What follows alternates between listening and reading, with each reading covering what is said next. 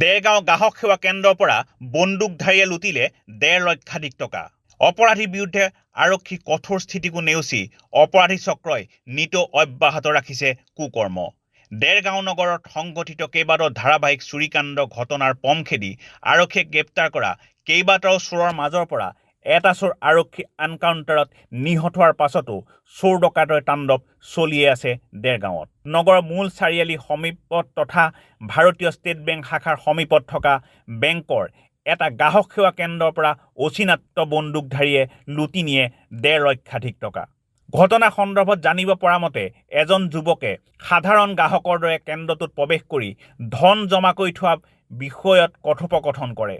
যুৱকজনৰ মুখত কাপোৰ বান্ধি থোৱা আছিল যদিও ঠাণ্ডাৰ পৰা পৰিত্ৰাণ পাবৰ বাবেই মুখ ঢাকি ৰখা বুলি ভাবি গ্ৰাহক সেৱা কেন্দ্ৰৰ কৰ্মচাৰীজনে যুৱকজনৰ লগত সাধাৰণভাৱেই বাৰ্তালাপ কৰি আছিল।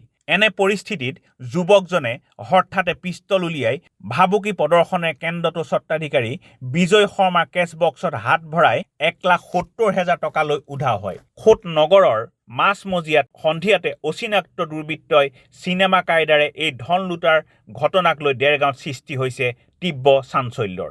ঘটনাৰ পিছতে গোলাঘাট জিলাৰ আৰক্ষী অধীক্ষক ৰাজেন সিং ঘটনাস্থলী উপস্থিত হৈ তদন্ত আৰম্ভ কৰিছে। উল্লেখ্য যে কেইদিনমানৰ পূৰ্বে ৰঙামাটিতো এটা চুৰিকাণ্ড সংঘটিত হৈ গৈছে।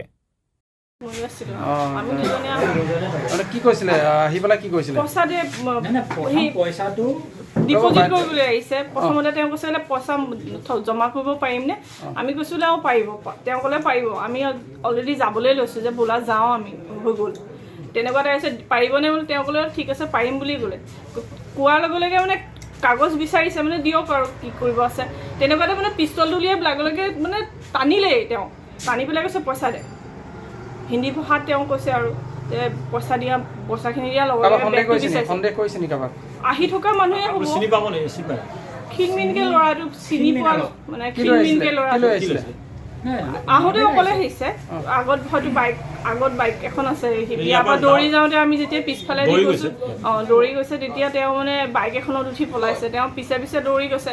মই ইয়াতে ৰৈছোঁ বা দৰ্জাখন লগাইছোঁ আৰু দাদা আহিছে তেনেকুৱাতে আহি পেলাই মই চাটাৰখন তল কৰিছোঁ। দেৰগাঁৱৰ পৰা ইন্দুভূষণ মহন্তৰ ৰিপৰ্ট, অসম আদিত্য।